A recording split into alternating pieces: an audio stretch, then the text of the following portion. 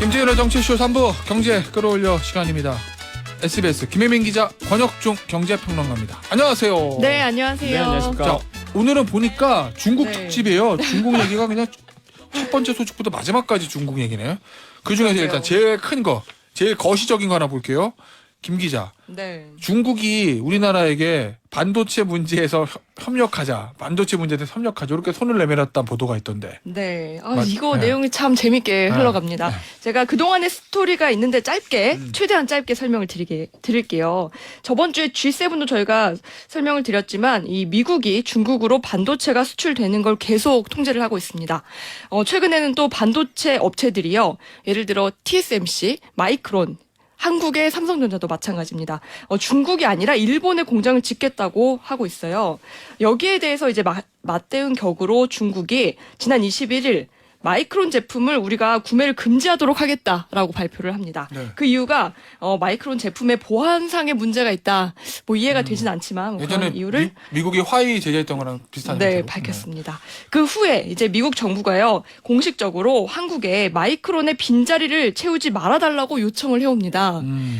마이크 갤러거 이 미국 하원 미중 전략 경쟁 특위 위원장이요, 최근 한국에 이런 내용을 공개적으로 요청을 한 건데, 이런 상황에서 최근에 이 미국 디트로이트에서 에이펙 무역 장관 회의가 열렸거든요. 여기에서 이 중국과 한국 측이 다시 만났습니다. 여기서 뭐 어떤 얘기를 했겠죠. 그리고 나서 양측이 보도 자료를 각각 발표를 했습니다.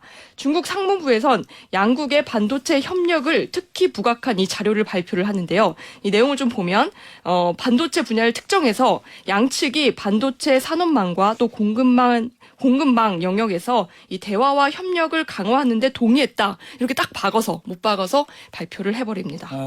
근데 네. 권평호가 네. 우리나라 입장은 조금 다른 것 같다. 널널보도 나오는 거 보니까 중국이 너무 앞서갔다 뭐 이런 취지인 것 같은데. 그렇죠. 맞아요? 예, 근데 중국은 약간 지금 우리나라에 러브콜을 좀 보내고 있는 상태입니다. 왜 그러냐면 중국의 D램의 3사가 이제 주요 시장을 장악했거든요. 그게 하나가 마이크론, 그다음에 SK 하이닉스, 삼성전자가 중국 D램 반도체의 시장의 한 92% 이상을 차지해요. 근데 예를 들어서 D램이라는 거는 우리가 컴퓨터 쓸 때 다 들어가죠. 메모리 반도체니까 IT에 안 들어가는 게 없습니다. 그러니까 만약에 지금 마이크론이 빠졌잖아요. 그러면 남아 있는 게 삼성전자, SK 하이닉스입니다. 근데 만약에 삼성전자, SK 하이닉스가 미국 편 딱 붙잖아요. 그럼 뭐 중국에 있는 IT 제품을 하나도 못 만든다는 얘기거든요. 그럼 중국 입장에서는 지금 우리한테 어떻게든 간에 러브콜을 보내서 하이닉스와 SK 하이닉스와 삼성전자가 못 떠나게 해야 되거든요. 이런 어떤 위치 갖다 온 거예요. 그러니까 이제는 중국 입장에서는 막 우리나라한테 러브콜 보내고 우리랑 뭐 협력했다 이런 얘기하고 우리나라 입장에서는 그거 아닌데 미국이 보고 있으니까 그건 아닌데 그냥 공급망 협력에서 그냥 좀 어느 정도 얘기가 나눴다. 그렇죠. 예, 이렇게 좀 네. 결이 좀 달라지는 거죠. 우리는 2차 전지 소재인 뭐 리튬 같은 얘기했다. 이렇게 보도 자료를 냈습니다. 반도체 얘기 하나도 없어요. 그리고 네. 최근에 일본까지 가서 했거든요. 이게 일본이 이번에 이제 7월 23일부터 중국 쪽에 사실상 중국 쪽인데 수출 규제를 합니다. 23개 품목에 대해서. 근데 일본이요? 네, 일본이. 근데 이게 어떤 부분이냐면 이게 중국 입장에서 심각한 게 중국 자체 생산도 안 될 건데 그러면? 그죠. 이게 더 심각한 게 미국에서 중국을 규제하잖아요. 그거는 이제는 최첨단 반도체 부분에 대해서 이제는 규제를 하고 있어요. 근데 일본은 아시겠지만 소부장이 최고잖아요. 그렇죠. 예, 그러다 보니까 이제는 일본에서 중국을 규제하는데 어떤 규제냐면 이게 범용 반도체에 들어가는 생산 소재 이런 걸 규제합니다. 그러니까 범용 반도체라는 게 아까도 말씀드렸지만은 세탁기 들어가죠, 냉장고 들어가죠. 지금 뭐 IT 제품 뭐 엄청나게 중국에서 싸게 나오는데 이게 범용 반도체에 들어가는 이제는 어떤 장비까지 수출을 규제한다. 그러면 중국 입장에서는 진짜 만들어낼 수가 없어요. 예, 규제 다 들어가고 뭐 일본까지도 규제 들어온다 그러면. 믿을 건 우리나라밖에 없습니다. 중국. 그러면 그렇게 된다고. 그럼 우리는 사실 좀 더 골치 아픈 거 아닌가? 당장 지금 정부 관계자 얘기 보니까 네. 기업이 판단할 문제다. 그러면은 그것만 해석하면 삼성 SK 중국의 그 반도체 D램 팔지 말지 너희들이 결정해 요건데 네. 말은 맞는 얘기죠. 말은 맞는 얘기지만 그게 하지만. 삼성이나 SK 그렇죠. 입장에서는 굉장히 곤란한 거잖아요. 이거 미중 무역 같은 그래서 경우는. 그렇지 않아도 어저께 이 블룸버그 통신 외신에도 기사가 나왔습니다. 한 소식통이요. 한국이 중국의 조치를 이 한미 관계를 이간질하려는 시도로 보고 있다. 이렇게 나왔고요. 그러면서 반도체 산업의 장기적 핵심 파트너인 미국과의 관계 악화를 우려해서 마이크론 사태를 중국이 이용하는 걸 한국이 경계하고 있다고 설명을 했어요. 그러니까 한국이 중국의 뜻대로 움직이지 않을 거다라는 외신 기사가 이미 나왔습니다. 아, 그게 네. 이제 미국의 시각인 거예요. 그랬으면 좋겠다. 네, 그런 거고 사실 지금 미국 입장에도 우리나라 압력 주고 있잖아요. 그러니까 마이크론 자리 채우지 말아라. 니네가 채워버리면 효과 없다. 그렇죠. 예. 확실하지. 그래서 근데 우리나라 입장에서는 이게 굉장히 좋은 기회입니다. 왜냐하면 아시겠지만 반도체법이라는 게 있어요. 미국에서. 한마디로 미국에서 막대한 지원금을 줘서 미국에서 반도체 지원할 테니 우리나라 들어와. 그럼 막대한 지원금 줄게. 이랬단 말이에요. 근데 만약에 그 지원금을 받게 되면은 중국 쪽에 생산 증설을 못 합니다. 투자를 못 해요. 맞아요. 그 이거를 막고 있는 게 반도체법인데 우리나라 입장에서 굉장히 그게 뼈 아프거든요. 근데 이번에 마이크론 사태가 터진 거예요. 우리나라 입장에서는 많은 분들이 그런 말씀하세요. 뭐 헤게모니 싸움, 한마디로 패권 싸움에서 미국과 중국의 패권 싸움에 고래 싸움에 새우등 터진다. 우리를 새우로 보시는데 적어도 반도체 입장에서는요 우리가 고래입니다. 그러니까 우리가 이제 미국 하느냐 중국 하느냐 이거에 따라서 완전 달라지거든요. 그러면 이것들을 레버리지 삼을 수 있는 거죠. 지렛대 삼아서 이 반도체법을 풀어낼 수가 있는 거예요. 그럼 미국에서 우리나라한테 러브콜 보내고 중국도 우리한테 러브콜 보내니까 그럼 우리가 미국한테 할 얘기가 있는 거죠. 너네가 자꾸 이러면은 우리 반도체법 자꾸 강요하면은 우리 자꾸 중국 쪽으로 간다. 이러면은 또 미국 입장에서는 좀 유예 조항이 나올 수도 있는 부분이죠. 그래서 저는 오히려 삼성전자, SK하이닉 입장에서는 웃고 있지 않을까 이런 생각 많이 해봅니다. 그래서 한 말씀. 대신 줄타기 잘해야 합니다. 네, 줄타기. 한쪽으로 치우치면 큰일 납니다. 맞아요. 큰일 네. 나. 일본 얘기 좀 해보죠. 네. 일본이 요새 반도체 때문에 다시 꿈틀꿈틀 된다. 해외 투자가 일본으로 이어지고 있다. 보도 보면 우리나라, 대만, 아무래도 저 지정학적 리스크가 네. 미국이랑 EU 입장에서 있을 수도 있으니 그게 없는 일본으로 간다라는 얘기 있던데 맞아요? 네, 맞습니다.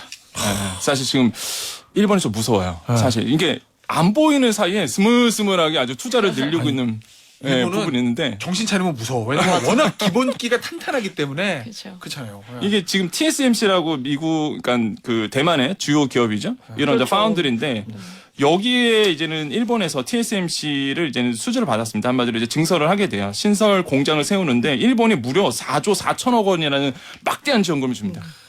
이거 하고 TSMC가 이제 생산 들어가는 거고 삼성전자도 이제는 일본 정부로부터 944억 받고 사실 이제는 공장을 짓고 있는데 맞아요. 3천억 원 투자를 하는데 거의 1,000억 원을 받는 거예요. 지원을. 조건이 좋긴 하네. 그러니까요. 그리고 삼성 입장에서는 다른 나라들이 다 들어오는데 반도체, 강국. 근데 우리나라만 안 들어가면 우리만 소외되는 거 아닌가 이런 분위기를 만드니까 또 어쩔 수 없이 여기 일본에 들어가게 되는 거죠. 근데 이게 숨은 의도가 뭐냐 그러면 이제 반도체 산업을 본다 그러면 한국, 대만, 미국, 일본 이렇게 이제는 좀 뽑을 수 있는데 그 중에서도 이제 파운드리가 강한 게 우리나라의 이제는 대만입니다. 근데 만약에 아시겠지만 지정학적 리스크가 있는 거죠. 대만도 지금 중국 때문에 지정학적 리스크 있고 우리나라도 마찬가지고 그럼 만약에 우리나라와 대만의 지정학적 리스크가 터지면 그 누가 이익을 볼까요? 일본이거든요. 그러니까 막대한 투자를 지금 해놓는 거라고 저는 봐요. 그러니까 과거 우리가 사실 이거는 생각마다 다르시겠지만은 6.25 전쟁 때 일본으로 돈 벌었다. 네. 이게 그거랑 똑같은 시각으로 볼 필요가 있거든요. 그러니까 일본이 굉장히 소리 소문 없이 이렇게 뭔가 이렇게 준비를 하고 있다는 느낌을 이제 듣는 거죠. 저희 입장에서. 그래서 야 우리도 경계심을 늦추면 안 된다.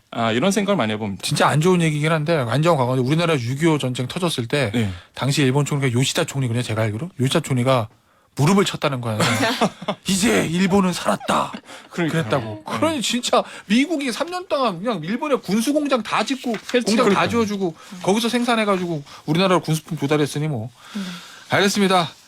생각하기 싫은 과거다. 네. 자 중국 얘기 하나 더 해보죠. 김 기자. 네.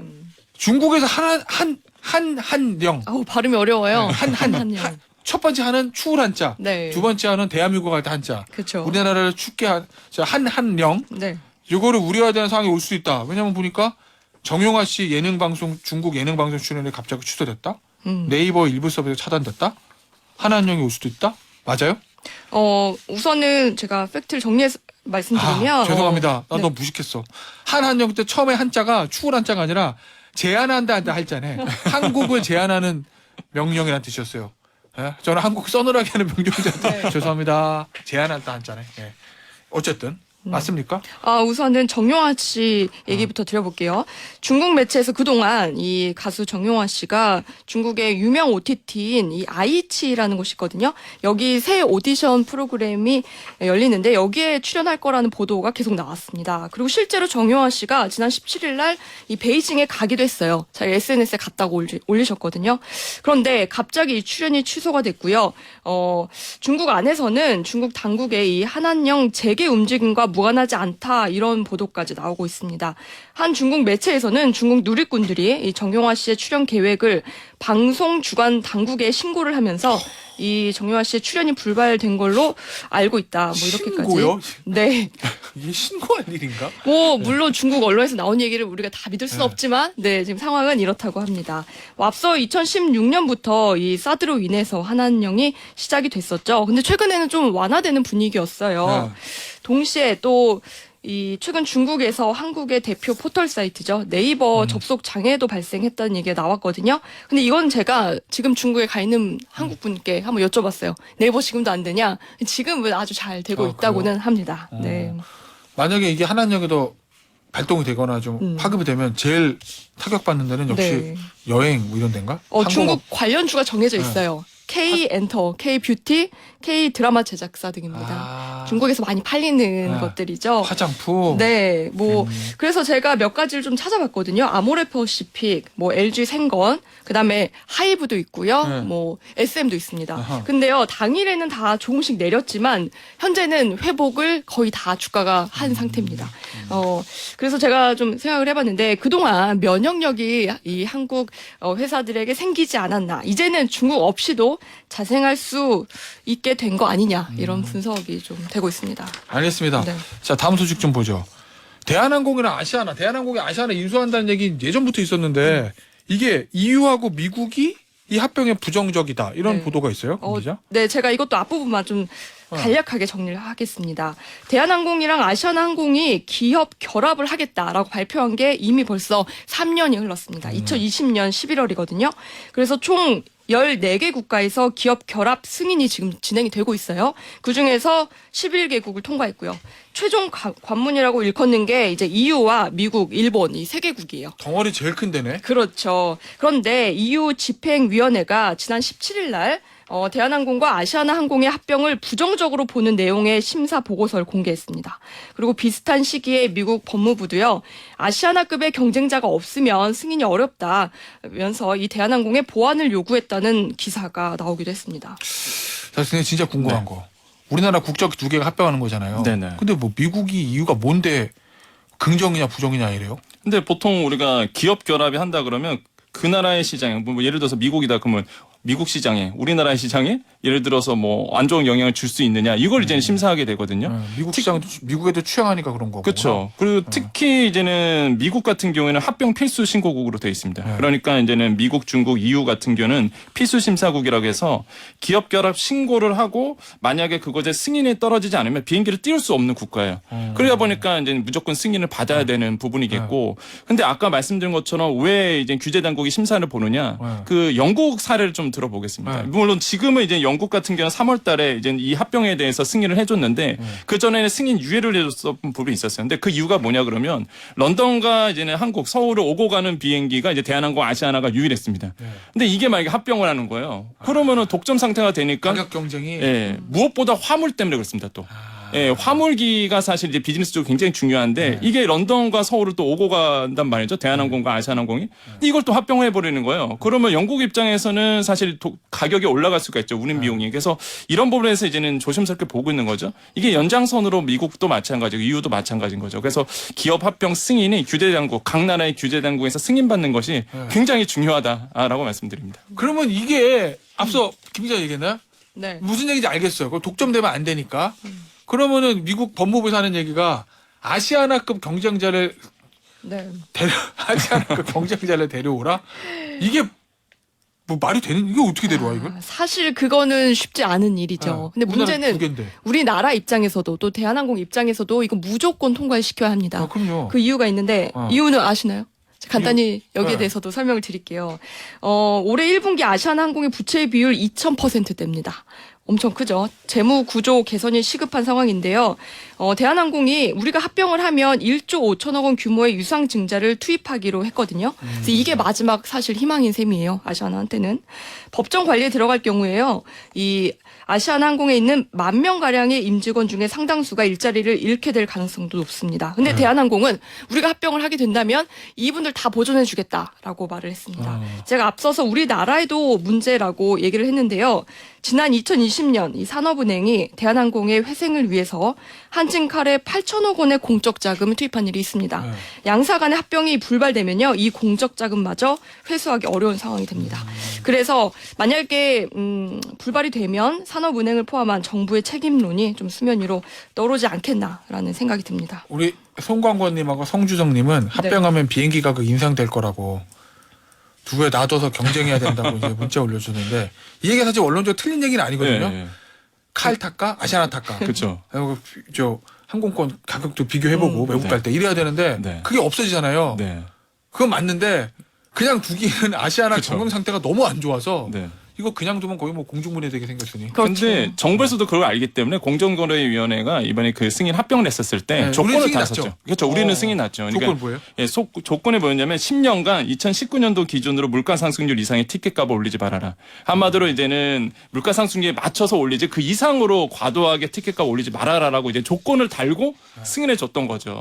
예, 그렇기 때문에 사실 뭐 티켓값이 크게 오를 거다라고 보기에는 좀 어렵고 앞으로 10년간 조건이 붙어있다. 예, 조건에 붙어 있죠. 그 다음에 뭐 일정 비율 미만으로 좌석수를 줄이지 말아라, 아니면 뭐 서비스를 유지하라, 마일리지 불리하게 변경하지 말아라. 이런 각각의 조건들을 사실 달고 승인해줬거든요. 그렇기 때문에 합병이 되더라도 모르죠, 또 이렇게 또 다른 이유로 돼서 또 무조건 올릴지는 모르겠지만 어제 표면상 이유는 이렇게 좀 가드라인 조항들이 좀 남아 있다라고 생각을 해봅니다.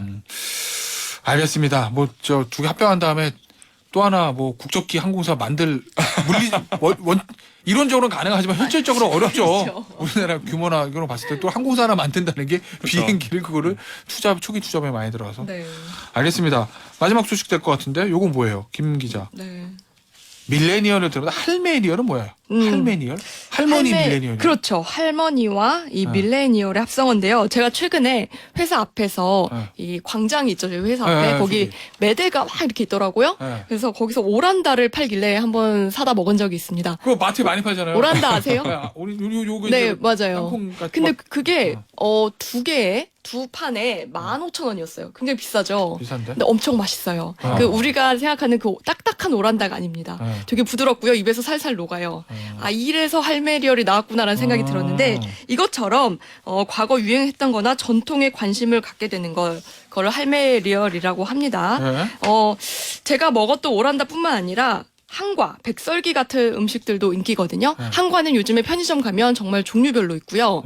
백설기도 사실 저 백설기도 사다 먹었어요. 이게 안에 그 설탕이 갈색 설탕 있죠. 그거를 녹여가지고 엄청 맛있게 인터넷에서 이렇게 얼려서 팔아요. 근데 그걸 하나씩 녹여 먹으면 정말 맛있습니다. 두 분은 경험이 없으신가요? 아, 저 한과 원래 좋아요. 원래 좋아요. 한과 원래 좋아하는데 근데 이제 한과를 되게 보니까 그 추석 때, 뭐 네. 설 때 이럴 때 뭐 선물 주고 받고 이러면서 한과들 뭐 사고 그럴 때 이제 전 먹거든요. 뭐 평상시에는 잘 별로 없으니까. 근데 네. 요새 그런 것도 인기라는 거죠, 한과 이런 것도. 그렇죠. 뭐 아까 말씀드린 그 한과는 이렇게 동그란 거 맞죠? 이거 아예 조그맣게 한 입거리로 나오기도 그 하고요. 지금 말씀하신 게 약과 얘기하는 약과네. 거죠? 네, 맞아요. 약과. 저는 한과 중에 약과보다 그 뭐지? 유과 있잖아요. 네. 그거 맞아요, 전 맞아요. 좋아하지. 바삭바삭한 거. 네, 그거 엄청 좋아하지 네, 저는. 이런 게 예전에는 차례상에 올리기 위해서 그냥 저렴하게 네. 샀다고 하면 요즘에는 고급화를 시켜서 굉장히 맛있게 먹기 편하게 나옵니다. 그러니까 실제 매출도 많이 늘고 있는데, 근데 이제 좀 쓸쓸한 단면이 있어요. 사실 이게 왜 이제 MZ 세대들이 또 이런 걸 좋아하느냐라고 본다 그러면 사실 이게 이제 뉴트로 현상이거든요. 그러니까 한마디로 이제는 정확히 말씀드리면 불경기 때문에 그렇습니다. 이게 뉴트로라는 게 이제 복고, 그 다음에 이제는 그 새로운 뉴가 이제 합쳐져서 레트로가 합쳐져서 뉴트로라는 신조어인데, 그러니까 우리가 보통 복고를 사회학적으로 본다 그러면 과거의 그 회상이거든요. 그러니까 내가 행복했을 때를 그때가 이제 회상하게 좋았다? 돼요. 예. 그러다 보니까 과거를 회상하면서 이 뉴트로 현상이 만인 사회에 퍼져나가게 되고 그러면서 사실 과거 거를 찾게 되는 현상이 있어요. 그래서 저는 이게 불경기 때문에 오는 또 하나의 어떤 우리 사회의 단면이지 않을까라고 좀 생각을 해보고 사실 지금 우리가 사회가 좀 걱정해야 될 게 하나가 있는데 그게 뭐냐면 코로나 블루입니다. 아까 뭐 우리가 비행기 얘기했잖아요. 네. 이번에 아시아나항공 뭐 문졌던 사건도 있었는데 사실 코로나 블루의 연장선이지 않을까 생각을 해봐요. 그래서 사실 이런 어떤 사회의 단면들이 지금 우리 사회에 있다. 그래서 이런 거를 좀 들여다보지 않을까 좀 생각을 해봅니다. 알겠습니다. 자, 우리 진짜 마지막 소식이다. 좀 짧게 좀 보죠. 중국의 짝퉁 불닭볶음면. 자, 요걸 베껴갔네? 이거 소송이 중국에서 이겼다는 거예요, 우리나라가? 네, 그렇습니다. 이게 사실 처음 있는 일이에요. 우리나라의 식품회사 4개 회사가 묶어갖고요. 소송을 걸었는데. 중국의 짝퉁 불닭볶음면한테? 네, 이거에 대해서 처음으로. 그러니까 이거는 우리나라에서 승소한 게 아니라 중국 가서 심사한 거고. 어떻게 이겼지, 중국에서? 그러니까 그래서 이제는 승소를 했는데 사실 뭐 금액은 크진 않지만 그래도 좀 의미가 좀 남다르다라고 좀 생각을 해봅니다. 이게 왜냐면은 사실 중국에서 중국 사람 상대로 소송에서 이기는 게 쉽지 그렇죠. 않을 것 같다는 딱 일감이 맞아요. 들잖아요. 근데 이거 보셨어요? 상품 이제 그 뭐지? 얼핏 봤어요. 아, 보셨어요? 네. 껍데기 어떻게 생겼는지 완전 똑같아요. 여기서 패소하면 이건 말이 안 되는 거예요. 그러니까 중국 재판관들도 야 이거는 또 내가 봐도 너무하다 그런 것 같아. 네. 야, 지금 이게 보니까 왼쪽 한국 지프 오른쪽 가품이 똑같네. 네. 네. 그냥 수입해가지고 글씨만 한자로 바꾼 것 같은 느낌? 맞아요. 네. 아니, 그리고 이게 그 한자만 있는 게 글씨도 아니라. 한글로도 한글로 그죠? 있어요. 한글로도 있어. 한글이에요 이게? 예, 한글로도 불닭볶음면이라고 한글로도 써져 있습니다. 중국 제품에. 그래요. 네. 그러면 다른 것도 여기 보니까 설탕, 다시다 뭐 이런 거 있죠. 다른 것도 소송 좀 들어간 거예요? 악의 같이 소송을 한꺼번에 했습니다. 그거 다 이겼어요, 그것도? 그렇죠. 근데 문제는 네. 설탕도 사실 똑같네. 피해액이 네. 300억 원이 넘는 걸로 그동안 추정이 되는데요. 전체 다 합해서. 근데 배상액은 사실 수천만 원에 불과해요. 그래서 뭐 보면 CJ의 이거 말해도 되나요, 브랜드? 네. 저작권과 상표권을 침해한 것에 대해서는 1,868만 원, 그리고 2,800만 원 배상하라고 판결했고요. 삼양에 대해서는 뭐 3,700만 원. 그러니까 다 합하면 1억 원이 조금 넘는 거죠. 어쨌든 그래도 상징적인 의미가 있네요. 중국 그렇죠. 법원에서 손을 맞습니다. 들어줬다. 네. 네. 아, 먹는 걸 짝퉁 만들고 그래. 오늘 여기서 마무리할게요. 지금까지 권혁중 경제평론가 김혜민 SBS 기자였습니다. 감사합니다. 감사합니다. 네, 감사합니다.